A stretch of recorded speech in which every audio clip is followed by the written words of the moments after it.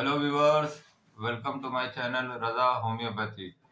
जैसा कि मैंने पिछले वीडियो में बताया था कि बहुत सारी पुरानी बीमारियां हो जाती हैं जिनका इलाज मॉडर्न साइंस में नहीं है, जिसमें कोई कॉज नहीं होती, जिसकी कोई वजह नहीं होती, तो उसका इलाज लेकिन होम्योपैथिक में होता है।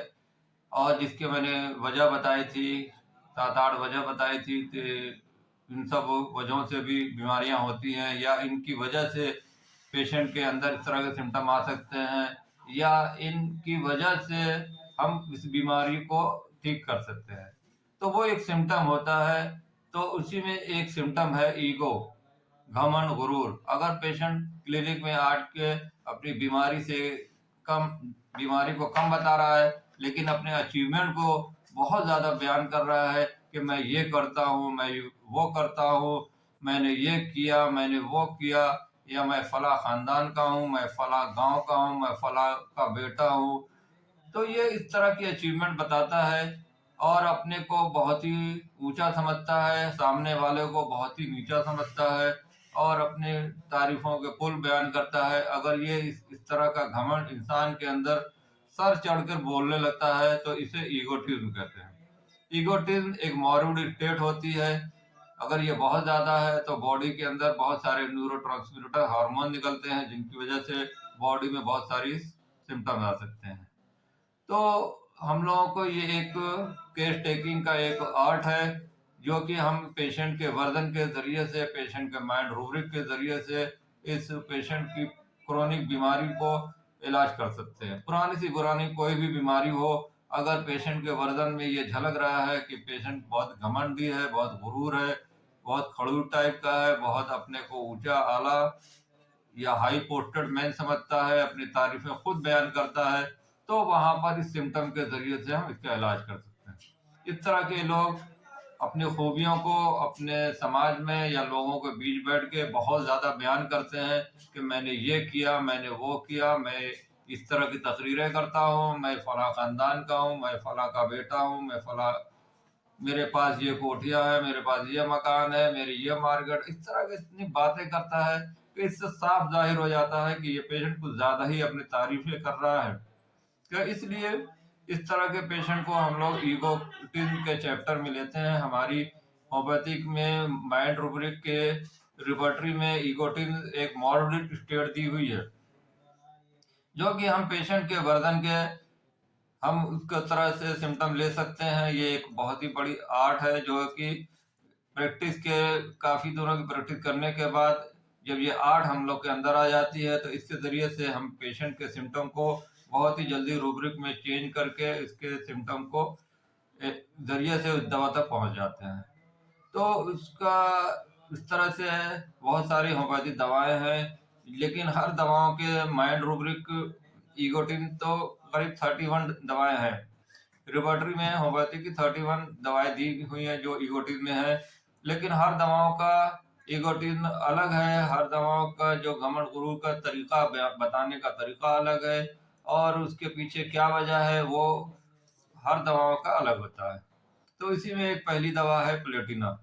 प्लेटिना का पेशेंट बहुत ही घमंडी गुरूर होता है, उसकी नज़रों से, उसकी बातों से जाहिर हो जाता है कि ये कितना घमंडी है, कितना गुरूर है। इसलिए कि ये नज़रों के ज़रिए से ही किसी को नीचे गिरा सकता है। इस तरह से उसकी देखने की ताकत होती है, आँखों के ज़रिए से पेशेंट महसूस कर सकता है।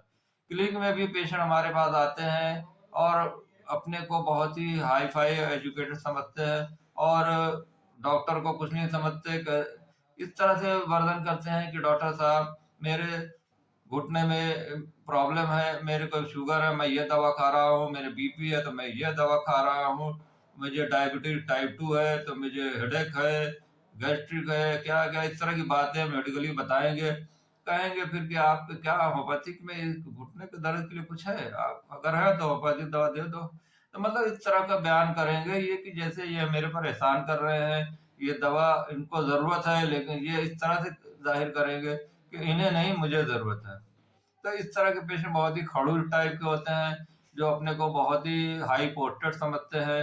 हालांकि वो लो कैटेगरी के भी हो सकते हैं, लेकिन वो अपने को बहुत ही हाई स्टेटस बना के रखते हैं और उनकी बातों से जाहिर होता है ये बहुत ही नॉर्मली बात करेंगे, लेकिन इनकी बातों में ऐसा लगेगा कि ये आपको कुछ नहीं समझ रहा। तो ये अपनी तारीफ़ें खुद बयान करेंगे, मैं ये जॉब करता हूँ, मैं फलाँ बैंक में हूँ, फलाँ इंजीनियर हूँ, फलाँ ये है, वो ख़ानदान की बात है, मैं फलाँ ख़ानदान से हूँ, फलाँ गाँव का हूँ, इस तरह की बातें जब ज़ाहिर कर हो जाती हैं, तो आप वहाँ पर प्लेटिना दे सकते हैं। इसी कड़ी में दूसरी दवा है लेकेसिस। लेकेसिस का पेशेंट बहुत ही ज़्यादा बोलता है, बहुत ही बड़बोला होता है। इसकी बातों सुन कर के आपको हँसी आएगी, अच्छा लगेगा, और ये बहुत ज़्यादा बोलता है कि इसको चुप कराना पड़ता है। वो इतना ज़्यादा अपनी बीमारियों के बारे में बढ़ा चढ़ा के बताएगा, और अपने अचीवमेंट को भी बहुत बढ़ा चढ़ा के बताएगा कि मैंने ये बातें की, मैंने ये तकरीर की, मैंने वो प्राइज़ जीता, मेरे पास ये मेडल है, मेरे पास वो है, ये है, इस तरह की बातें वो बयान करेगा। तो लोकोसिटी इसका मेन सिम्पटम है, बहुत ही ज़्यादा, और ये दूसरों के कंपैरिज़न भी करेगा। जेलसी इसके अंदर बहुत होती है, ये दूसरों को देख के भी कहेगा मैं इससे ज़्यादा है, मैंने कमाया, मेरे पास इतनी मार्केट है, मेरे पास इतनी बिल्डिंग है। तो इस तरह की बातें बहुत ज़्यादा जो करता है, लेकिन ये हँस-हँस के बात करेगा, इसकी बातों से आपको बुरा नहीं लगेगा। तो वहाँ आप लेकेसिस दे सकते हैं।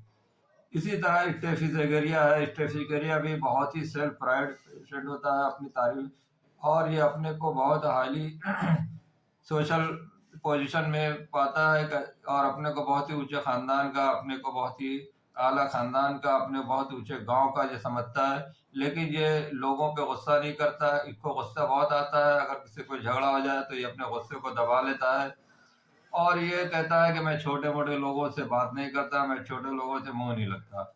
और ये गली में इधर-उधर कहीं घूमता नहीं, ये कहीं इधर-उधर जाता नहीं, बहुत कम लोगों से मिलना-जुलना करता है, और अपने को बहुत ही बड़ा समझता है। इस तरह के पेशेंट को आप स्टेफिजेरिया दे सकते हैं।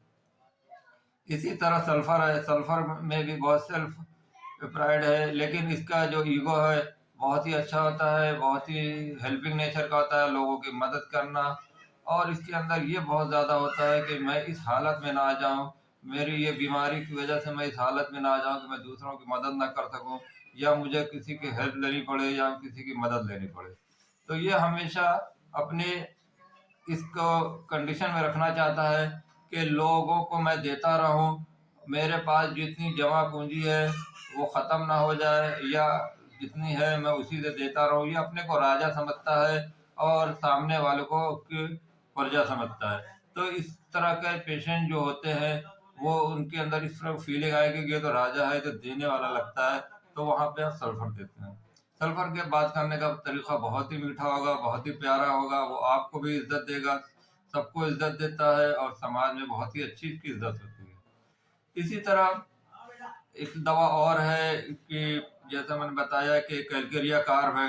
कैलकेरिया कार्ब में भी ईगोटिज्म बहुत ज़्यादा होता है, मगर इसका सिम्टम ये होता है कि लोग क्या कहेंगे, अगर ये बीमारी की कोई प्रॉब्लम हो जाए, इसको अगर ल्यूकोडर्मा हो जाए, या कहीं कोई पिंपल्स चेहरे पे हो जाए, तो इसको ये बहुत बुरा लगता है, बाहर निकलना ये छोड़ देता है कि लोग क्या कहेंगे, लोग मुझे देखेंगे। वो अपने को एक हाईली स्टेटस पोजीशन पे रखता है, और ये समझता है कि मेरे अंदर कोई बीमारी नहीं है, मैं बहुत ही हेल्दी हूँ, मैं बहुत ही अच्छा हूँ, मैं बहुत ही सबको देने वाला हूँ, मैं अपनी हेल्थ का बहुत ख्याल रखता हूँ, अवेयरनेस है। अगर उसके अंदर कोई प्रॉब्लम आती है तो वो उसको घबरा जाता है, बाहर अगर किसी ने टोक दिया कि तुम्हें ये क्या हो रहा है, तो इसको बहुत बुरा लगता है। तो इसलिए वो अपनी बीमारी को छिपाता है, लोगों को बताता नहीं, अगर किसी ने टोक दिया तो उसको बहुत ही बुरा फील होता है।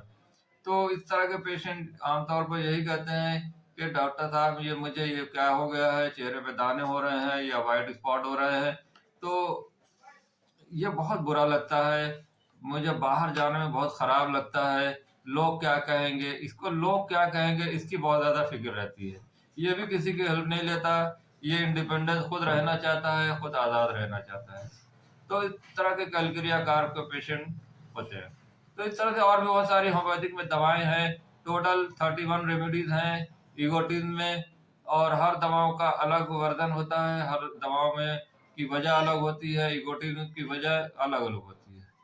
तो इसी तरह आप मेरे वीडियो को देखते रहें, अगर वीडियो पसंद आए तो लाइक करें, शेयर करें, और जिन्होंने मेरे चैनल को अब तक सब्सक्राइब नहीं किया, तो प्लीज़ सब्सक्राइब करें। इसी तरह मेरे चैनल को देखते रहें। शुक्रिया, बहुत-बहुत शुक्रिया।